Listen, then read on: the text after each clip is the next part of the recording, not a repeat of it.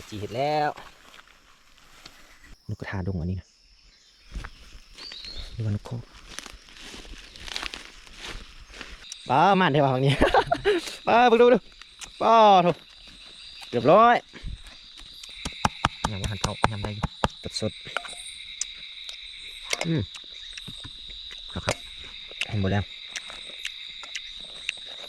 หอมบัวน้ำลับกินหมดเด้อกุกหนีผมมาไปมาแต่ตัวตุกกระลิ่มตัวน้อยๆครับหมาบักไล่ยิงถึง5 ตัวศอกเห็นแต่3 ตัว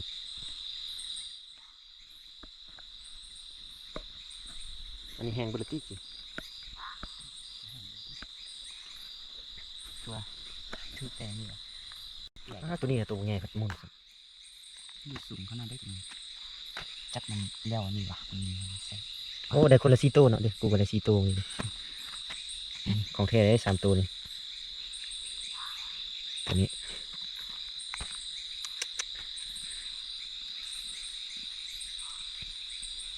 กินอะไรกินไปนี่ลาบอ่ะได้เสมอวะน้ำเอามาลบคนก่อนง่ายจับไปเลย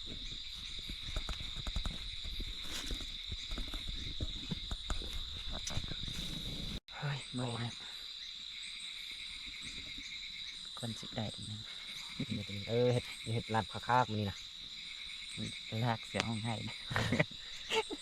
เอาเสียงให้กินน้ำผักพอนได้ดีที่สุด เอามาตัวนี้อันนี้ ลกไปบ้างโอ้ง่ายเลยนี่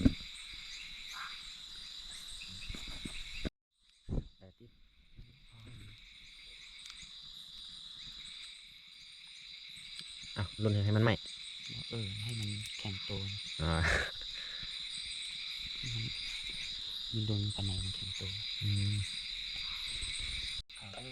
เจ้าเขาลกคนเรียบร้อยซีนแน่นดีตัวนี้แห้งครับเห็นน้อยๆที่ซีนแน่นเลยตัวนี้จีบกันนะโอ้ยห้อยก่อน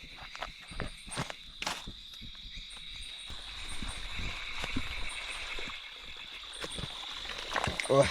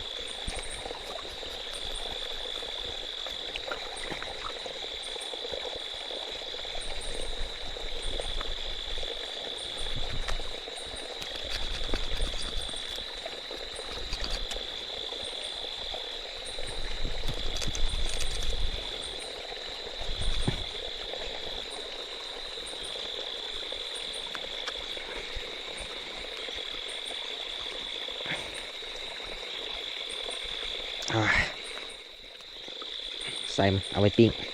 ทาปลาแดกปิ้ง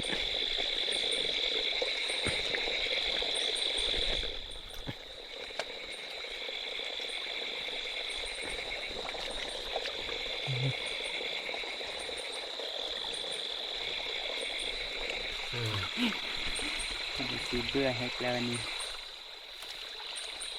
ลาบก็หอกคากเลยผ้าบ่ห่วงเจ้าหน่อยเจ้าหน่อยเอาจะนั่งอันนี้10 ตัวโอ้ไก่มีครึ่ง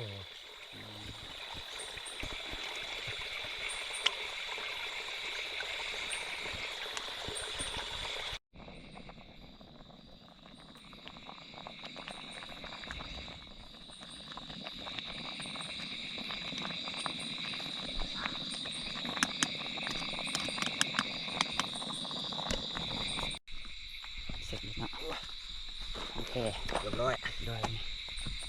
ใส่มันเอาไว้ปีก มีตัวมันเอาไว้ลาก เป็นนกเด้อ อืม แม่มันตัวมาได้ เข็มตีบนี่ เอาตัวนี้ใส่ครับ ใส่ปีกปากกับประเด็ดเรียบร้อยเฮ้ยดีเอาย่างได้ปะนี่เดี๋ยวเฮ็ดลาบอันนี้ ดึกๆบานนี้ยังไม่ได้กินข้าว ใส่เบดหัวก็ใส่เนาะ อืม อย่างว่าหันเท้ายำได้อยู่ เอาใจอ่อนเลยวะ อะไรก็ เอาใจอ่อนเลยวะ ทิมเบดละตั้งใจมันคลำเนาะกินหัวใจ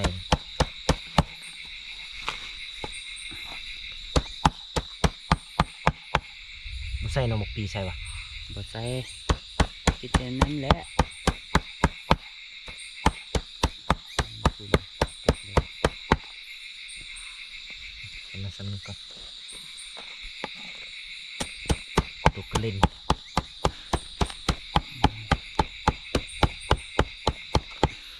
ตักใส่ข้าวไปแล้ว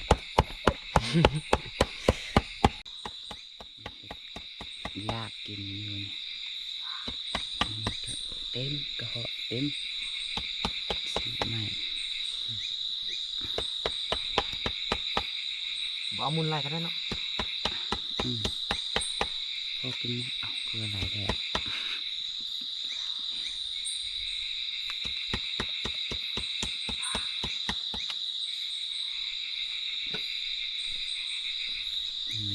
2 4 6 8ตัว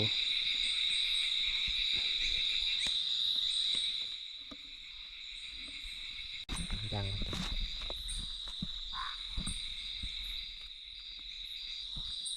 เห็ดดีๆเลือกเกลือไหม เอาไปสอดเลย เลือกเกลือไว้ เงินลูกปืนกับอาคาวะ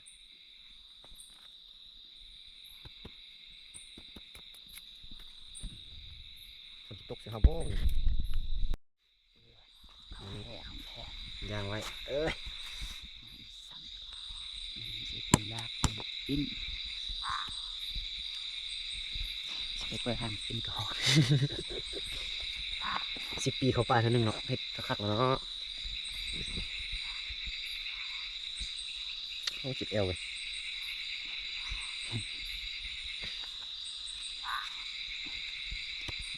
เข้าป่าแล้วกินกาแฟดีๆ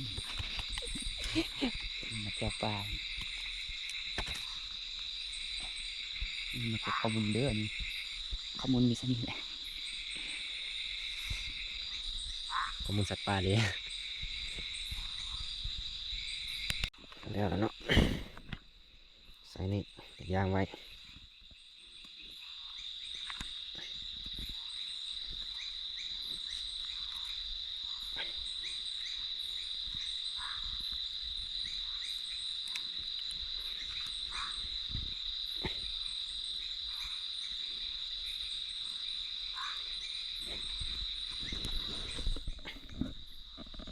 4 ตัวเรียบร้อย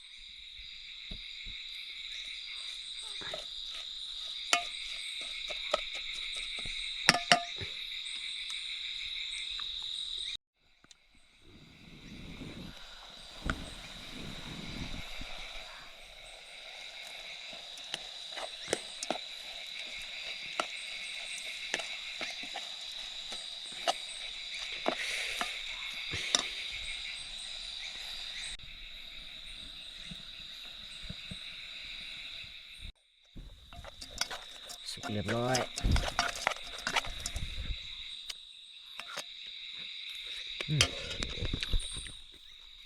ปรุงไปเลยรสชาติ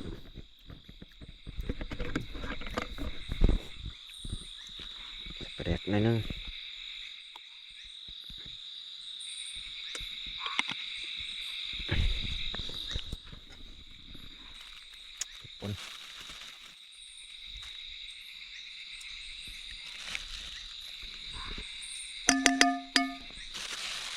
ขวด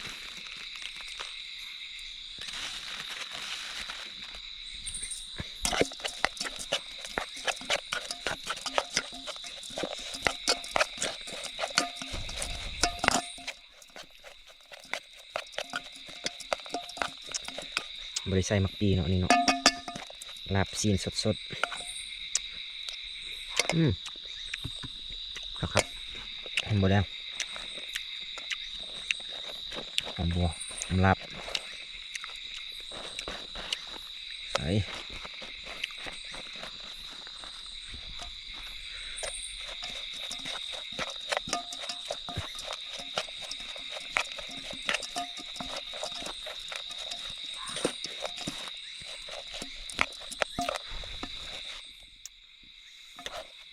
ลาบกระหอกกระคัก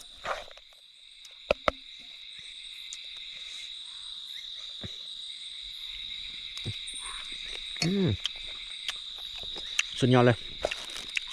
ของแท้ของแท้ปิ้งไส้วะเนี่ยใส่กระหอก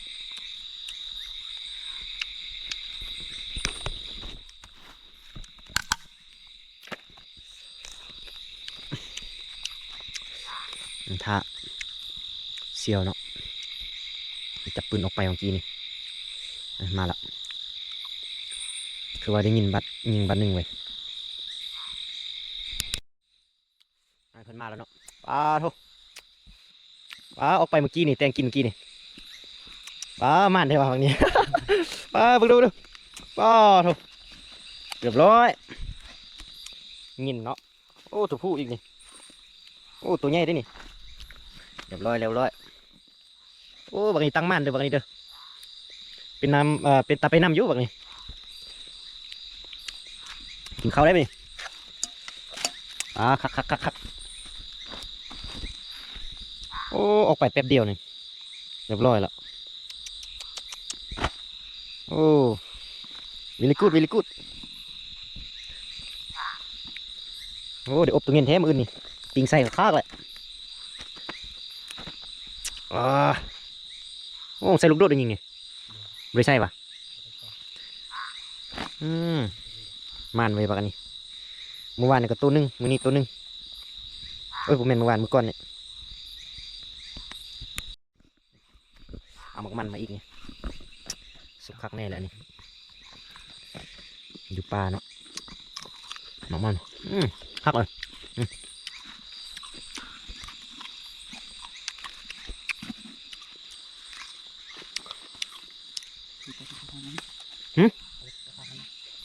อันนี้ก็เห็นไหมอุดปิ้งไส้อยู่กินข้าวก่อนหิวข้าวแล้วรับกระหอก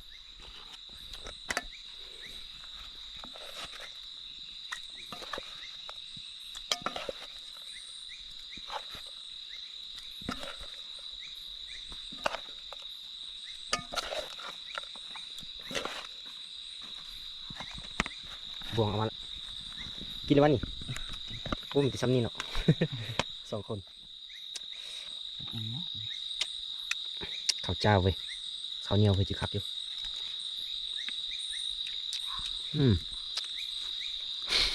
ม่านเว้ยบักอันนี้แกงกินยังมาทันแล้วไปแป๊บเดียวนึงได้เงินตัวนึงละ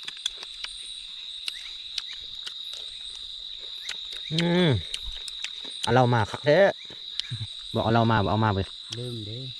ลืมอ่ะโดนเข้าป่าเท่านึงมัน4-5 เดือนละยังไม่เข้าป่านะ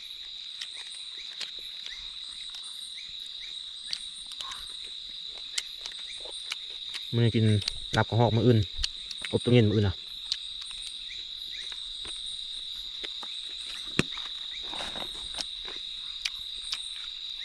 ขับนิ้วนี่เห็ดสุดแล้วนี่เมื่อวานเมื่อก่อนนี่เข้มใส่ปลาแดกลายพวกแกมือมันนี่ สูงเกินมันตก โอ้ฟ้าลมซื้อ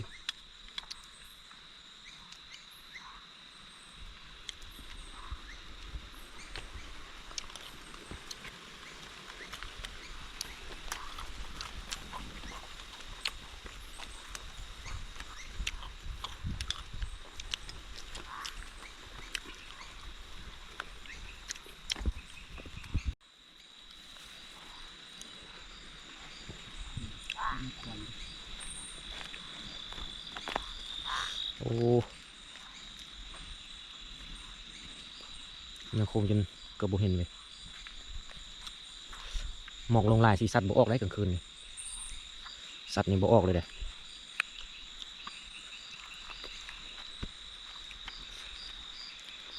โอ้ฝนตกกี่บ่เปียกบ่ฝนตกละเฮ้ยเอาไปดู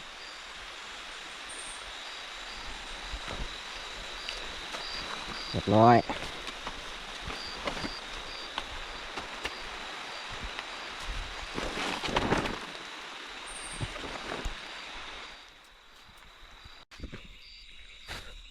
แห้งละชีตัวนี้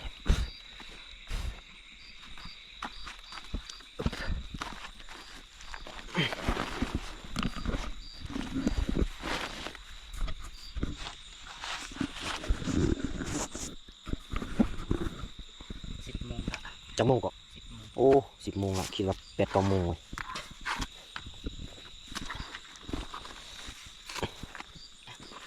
4 ตัว แอนไม่แอนไม่ละ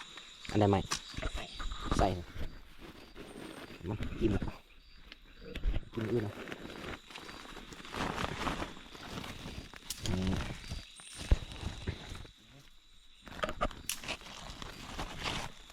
โอ้หมอกลงลายขนาด เจ้าคนนี้แบบนี้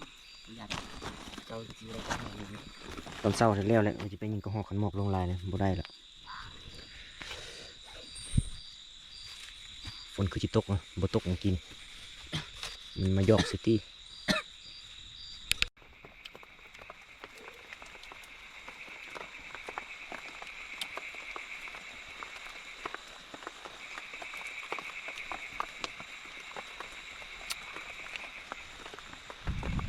โอ้แก่แล้วบัดนี้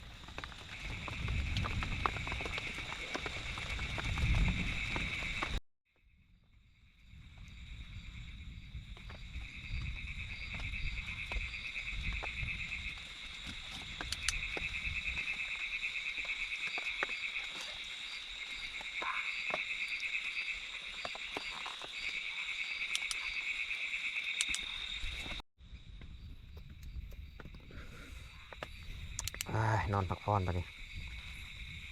มื้อเช้าไปเบิ่งคันฝนบ่ตกนะเป็นนี่ก็หอกกินมักเดือ